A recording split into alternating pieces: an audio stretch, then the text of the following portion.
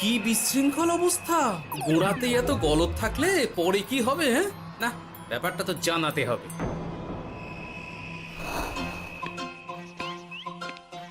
এই তো মহারাজের প্রিয় গোপালও চলে এসেছে। তাহলে এবার সভা শুরু করা যাক মহারাজ। সে আপনি যাই বলুন না কেন মন্ত্রী মশাই, আজ আমার আপনার সাথে ঝগড়া করার কোনো ইচ্ছেই নেই। কেন গোপাল, কি হয়েছে তোমার? কি আর বলি মহারাজ, কৃষ্ণনগরের ভবিষ্যৎ দেখে আমি তো ভাষাই হারিয়ে ফেলেছি। বলো কি, কৃষ্ণনগরের ভবিষ্যৎ? তা শুনি খুব ভালো কিছু নিশ্চয়ই। এতে আর শোনার কি আছে মহারাজ, অবশ্যই ভালো হবে। সে কথা তো আমি একবারও বলিনি মন্ত্রী মশাই। আহা গোপাল, ভনিতা না করে বলি ফেলো না দেখি, কি এমন দেখেছো কৃষ্ণনগরের ভবিষ্যৎ? তাহলে শুনুন, কৃষ্ণনগরের ভবিষ্যৎ ঘোর অন্ধকারে, মোটেই ভালো নয়। হ্যাঁ, বলো কি? কৃষ্ণনগরের ভবিষ্যৎ বলতে আমি ছোট ছোট ছেলে মেয়েদের কথাই বলছি। ওরাই তো আমাদের কৃষ্ণনগরের ভবিষ্যৎ। ঠিক কথা, কিন্তু তার সাথে অন্ধকারের কি সম্পর্ক? সম্পর্ক আছে মহারাজ।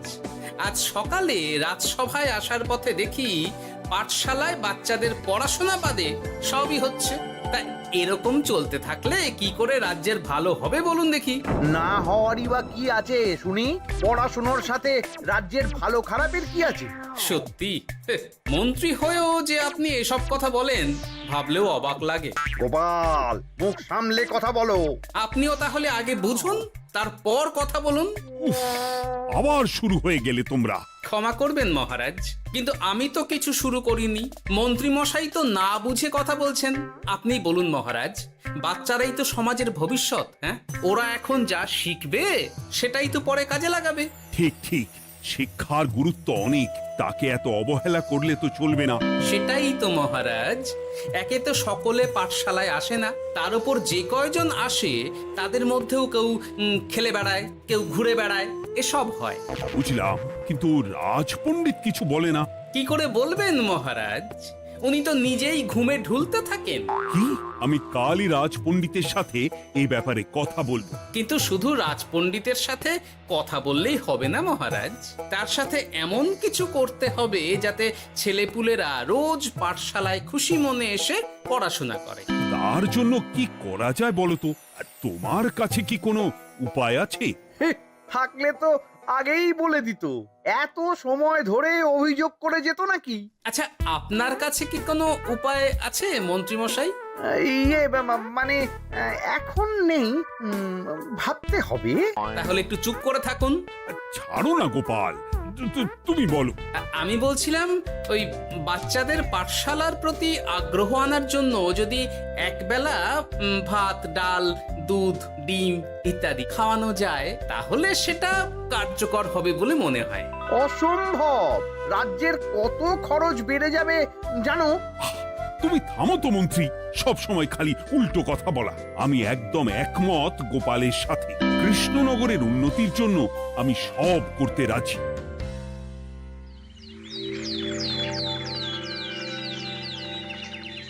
তোমার কিছু বলার আছে পণ্ডিত, পাঠশালার এই অব্যবস্থার ব্যাপারে? আজ্ঞে মহারাজ, অনেক ভোরে উঠি তো, তাই একটু চোখ লেগে যায় আর কি। চোখ লাগারও আর সময় পেল না তোমার? পড়ানোর সময়ই চোখটা লাগতে হলো। যাই হোক, যা হওয়ার হয়ে গেছে, আর যেন এমন না হয় সেটা কিন্তু মাথায় রেখো। আজ্ঞে মহারাজ, কথা দিচ্ছি আর কোনোদিন পড়ানোর সময় ঘুমোবো না। বেশ, আর মন্ত্রী, তোমার ওপর একটা দায়িত্ব আছে। বলুন মহারাজ। তুমি পাঠশালাতে পড়াশোনা শুরু করতে পারবে এমন বয়সী সকল বাচ্চাদের মোট সংখ্যাটা জেনে কোনো দোকানদারের কাছে গিয়ে সেই পরিমাণ শস্যপাতি আর ডিমের বায়না দিয়ে আসবে। আর হ্যাঁ, একজন ভালো রান্নার ঠাকুর জোগাড় করো। যথাজ্ঞা। আরে বাস, এ তো দারুণ সুযোগ। এই ফাঁকে আমারও কিছু লক্ষ্মী লাভ হতে পারে। গোপাল, তোমারও একটা দায়িত্ব আছে। হ্যাঁ, বলুন মহারাজ।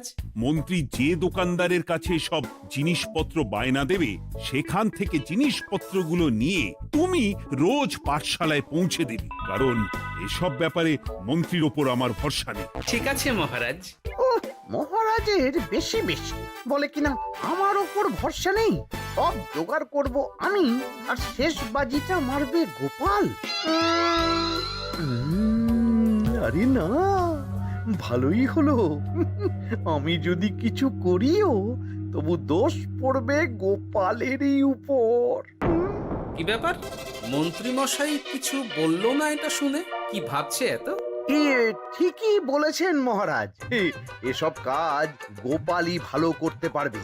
বাবা, ওভাবে কেন বলছো গোপাল? আমিও তো চাই কৃষ্ণনগরের ভালো হোক। বেশ, ভালো হলেই ভালো। শোনো ঠাকুর, তাহলে ওই কথাই রইলো। দেখো যেন কোনো ভুলচুক না হয়। ঠিকঠাক কাজ করলে ভালো বকশিস পাবে, কেমন? হ্যাঁ হুকুম, কোনো ভুল হবে না। পাথর ভেঙে এক বস্তা কাঁকর আমি তৈরি করেই এনেছি, আর অর্ধেক দুধে অর্ধেক জল মেশানো আর ডিম সরানো, এই তো সব হয়ে যাবে। হ্যাঁ, তবে দেখো গোপাল যেন এর টের না পায়। না না হুকুম, দু গোপাল কেন, কাক পক্ষীও টের পাবে না।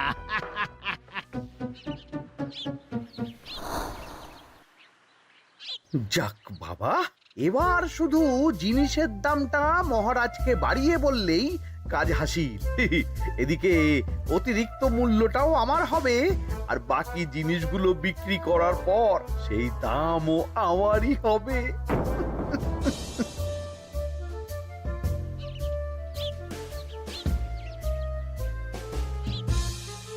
কই রে, কোথায় যাচ্ছিস সব তোরা? কাল থেকে অবশ্যই সব পাঠশালায় যাস, কিন্তু বন্ধুদেরও বলিস যেতে। ভাত, ডিম, দুধ আরো কত কি ভালো ভালো সব খাবার দেওয়া হবে রে। তাই ডিমও দেবে? হ্যাঁ রে, মহারাজ এই নতুন নিয়ম করেছেন। আমি নিজে গিয়ে জিনিসপত্র দিয়ে আসবো।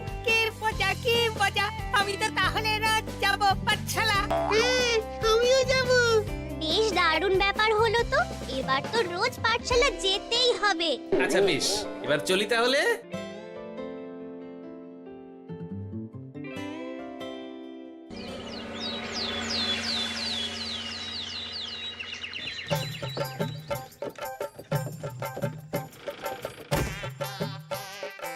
এই নাও গো ঠাকুর, সব জিনিস নিয়ে চলে এসেছি। একবার মিলিয়ে নাও দেখি।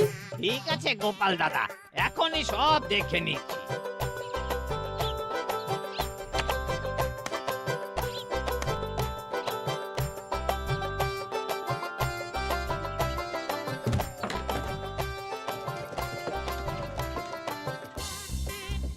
যাক বাবা, গোপাল দাদা গেছে। এবার মন্ত্রী মশাইয়ের কথা মতো সব করলেই কেল্লা ফতে।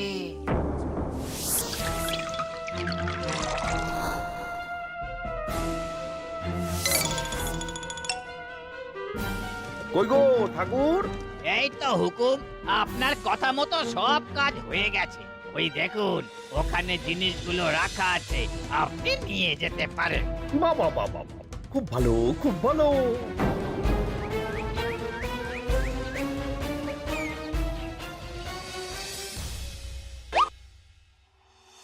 ও কি, অর্ধেক ডিম দিলে যে, বাকিটা কোথায়? কিসের বাকি? ডিমটা অমনি দেখতে। বললেই হলো, ডিম কখনো অর্ধেক হয়? বাকিটা কোথায় বলো, নইলে কিন্তু। আরে বাবা, তুমি ডিম খেতে খুব ভালোবাসো বুঝি? হ্যাঁ তো। তাহলে এটা জানো না যে অর্ধেক ডিমের দ্বিগুণ শক্তি হয়? সত্যি? হ্যাঁ, তা নয় তো কি মিথ্যে? ওই জন্যই তো আমি তোমাদের সকলকে অর্ধেক ডিম দিই। আরে বাস, এটা তো আমরা কেউই জানতাম না। ঠিক আছে, আমি আমার সকল বন্ধুকে এটা জানাবো। যাক বাবা, বিশ্বাস করলো তবে, নইলে আর একটু হলেই ধরা পড়ে যেতাম।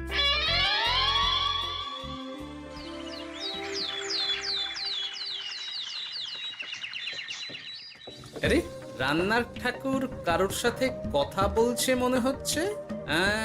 পেছন থেকে দেখে তো মন্ত্রী মশাই বলে মনে হচ্ছে। একটু কাছে গিয়ে দেখি তো কি ব্যাপার। আরে গোপাল দাদা যে, তোমার কথাই ভাবছিলাম, আর দেখো তুমি চলে এলে। হুম, তুমি কি নিশ্চিত যে তুমি আমার কথাই ভাবছিলে? আমি তো তোমাকে কারোর একজনের সাথে কথা বলতে দেখলাম। এই, আবার মন্ত্রী মশাইকে দেখে ফেলেনি তো? কথাটা বেফাঁস হয়ে যাওয়ার আগেই আমাকে কথা ঘোরাতে হবে। কি গো বলো, এত কি ভাবছো? হ্যাঁ, ইয়ে, না না, এতে ভাবার আর কি আছে? কেউ না কারোর সাথে কথা বলিনি। আমি তো একাই ছিলাম। তুমি বোধহয় ভুল দেখেছো। হ্যাঁ, ভুলই হবে। কি ব্যাপার? ঠাকুর এভাবে বলছে কেন? তাহলে কি সত্যি ভুল দেখলাম নাকি অন্য কোনো ব্যাপার আছে? না, পরে দেখতে হচ্ছে। ঠিক আছে, এই আমি যাই গো। হ্যাঁ, অনেক কাজ আছে। হুম, না না না, ঠাকুর যতই বলুক না কেন কেউ ছিল না সেখানে, তবু মনটা কেমন যেন খটকা লাগছে। যাই হোক, মনে হওয়া নিয়ে তো আর কিছু করা যাবে না। এখন যাই কাজে। তা মন্ত্রী, পাঠশালায় রোজ ভালো মানের আনাজপাতি যাচ্ছে তো? আগে হ্যাঁ মহারাজ, আমি তো ভালো মানেরই সব চাল ডালের বায়না দিয়েছি। কথা মতো তো সেগুলোই পাঠানোর কথা। তবে বাকিটা গোপাল জানে। মানে গোপাল জানে মানে ঠিক কি বলতে চাইছেন আপনি মন্ত্রী মশাই? না মানে জিনিসগুলো সব নিয়ে তো তুমিই যাও, তাই আর কি। সেটাও করতে হচ্ছে, কারণ মহারাজ আপনার উপর ভরসা করতে পারেন না। গোপাল, ঠিক আছে, আমি বুঝতে পেরেছি। মন্ত্রী, সপ্তাহে সপ্তাহে জিনিসের দাম মিটিয়ে দিচ্ছ তো? হ্যাঁ, আগের সপ্তাহের দাম মিটিয়ে দিয়েছি, কিন্তু পরেরটা বাকি। আর মহারাজ, বলছিলাম কি, পরের মাস থেকে জিনিসের দাম একটু বাড়তে পারে। কি হলো? মন্ত্রী মশাইয়ের এই ব্যাপারটা কেমন যেন লাগলো না, চোখে চোখে রাখতেই হবে।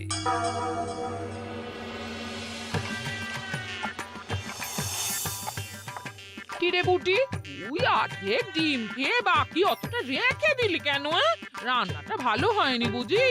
না গো দিদা, খুব ভালো হয়েছে। আমি তো আসলে এখন এমনই খাচ্ছি। শিখিরি, কেন রে পুটি? তোর তো ডিম খুব প্রিয় ছিল রে। এখনো ভালো লাগে। তাহলে পুরো ডিম খাচ্ছিস না কেন? এ বাবা, তুমিও জানো না, অর্ধেক ডিমের শক্তি গোটা ডিমের থেকে বেশি, মানে দ্বিগুণ শক্তি। এই বলে কি গো? এই, তোকে এমন কথা কে বলেছে রে? ওমা, কেন? পাঠশালার রান্নার ঠাকুর আমাদের তো রোজ অর্ধেক ডিমই দেয়। ওই জন্য আমি একদিন জিজ্ঞেস করেছিলাম, তখন বলল অর্ধেক ডিমের দ্বিগুণ শক্তি হয়। বলিস কি রে? এতদিন ধরে এসব চলছে? না, মহারাজকে জানাতে হবে।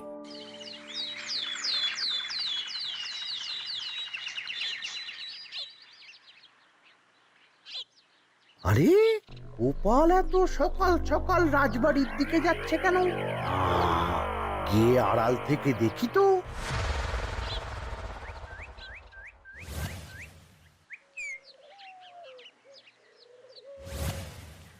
বলো গোপাল, কি হয়েছে? হঠাৎ কেন এভাবে একা দেখা করার কথা বললে? আসলে মহারাজ, আমি চাই না এই ব্যাপারটা মন্ত্রী মশাই জানুক, তাই একান্তে আপনার সাথে কথা বলতে চাই। কেন, কি হয়েছে সব খুলে বলো। তাহলে শুনুন মহারাজ।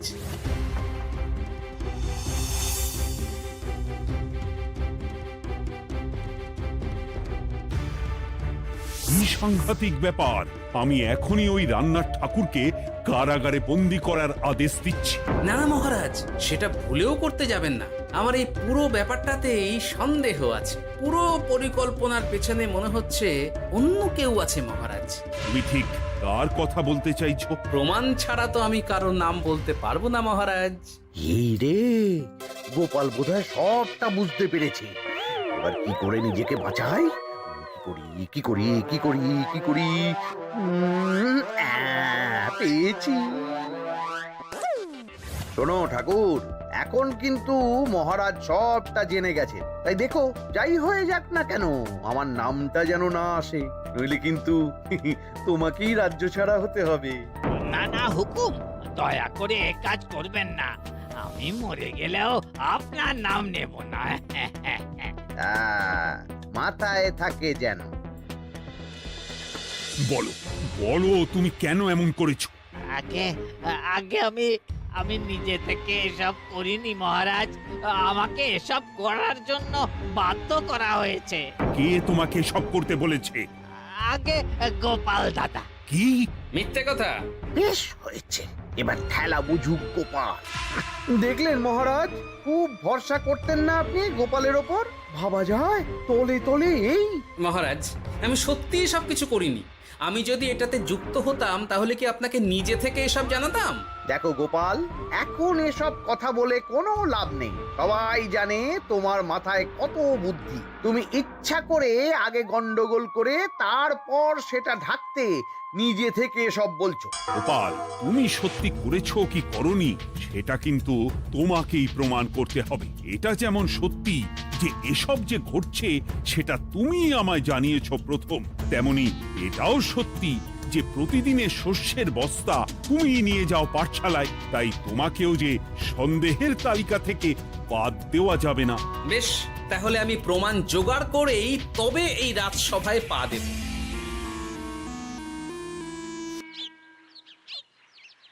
আজকের পরে আমি আরো নিশ্চিত যে এসবের পিছনে মন্ত্রীমশাই যুক্ত আছে। এবার শুধু ওনাকে হাতে নাতে ধরার ব্যবস্থা করতে হবে। ও কি দাদু, তুমি এই সময় বাড়ি ফিরছো? হ্যাঁ রে, তোর দাদুকে আর চোরের অপবাদ দিয়েছে, তাই প্রমাণ জোগাড় না করে আমি রাজসভায় যাব না। কি বললি? তোমাকে কে ছেড়ে অপবাদ দিয়েছে? কে আবার? ওই মন্ত্রী। কিন্তু আমার সন্দেহ হচ্ছে যে আসল চোর ওই মন্ত্রী। বাস, তাহলে আর চিন্তা কি? আমরা আছি তো, মন্ত্রীর ওপর নজর রেখে তোমাকে সব খবর দিয়ে যাব। হ্যাঁ দাদু, আমারও অনেক রাগ হয়েছে। এতদিন মিথ্যে বলে আমাদের অর্ধেক ডিম খাইয়েছে। আমি এটা কিছুতেই মানতে পারছি না। এবার সত্যিটা সবার সামনে আসবেই।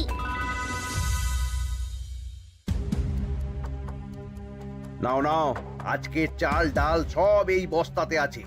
এই নিন আজকের মূল্য। দেখো, অর্থটা কিন্তু বড় কথা নয়। তোমার যে রোজ বিক্রি বাট্টা বেড়ে গেছে, আর তার জন্যই তোমার তো আমাকে মিষ্টি খাওয়ানো উচিত। একদম, আমি কালই আপনাকে মিষ্টি খাওয়াবো, একদম পাকা কথা। তাহলে আজ চলি, কাল দেখা হবে।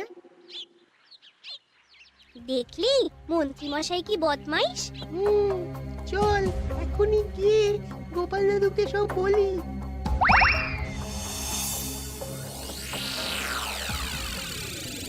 তাহলে এটাই হলো আসল ব্যাপার। খাওয়াচ্ছি ওকে মিষ্টি।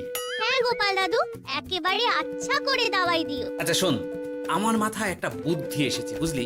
কাল তোরা ওই পাশের গ্রামের দোকানদারকে কিছু একটা করে আটকে রাখ, আর আমি সেই সুযোগে মন্ত্রীর সাথে দেখা করব। আচ্ছা, তুমি কোনো চিন্তা করো না। ঠিক আছে, তোরা এখন যা, আমিও একবার মহারাজের সাথে দেখা করে আসি।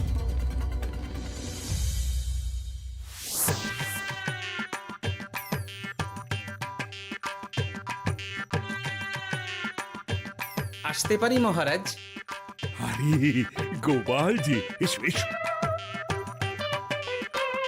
মহারাজ, কথা মতো আমি প্রমাণ জোগাড় করে ফেলেছি, কিন্তু সেটা দেখার জন্য আপনাকে কাল আমার সাথে একটা জায়গায় যেতে হবে। বেশ, আমি যাবো।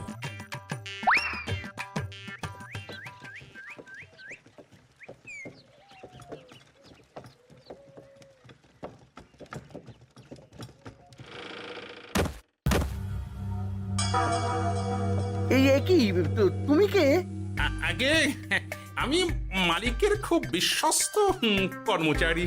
আজ সকালে মালিক একটা অন্য কাজে ব্যস্ত হয়ে পড়েছে, তাই আমাকে পাঠালো। কিন্তু কথা মতো আপনার জন্য মিষ্টি পাঠিয়েছে। এই তাই নাকি? দাও দাও দাও দাও, শুনেছি তোমাদের গ্রামের মিষ্টিও নাকি খুব ভালো। হ্যাঁ, ওই আর কি। নিন।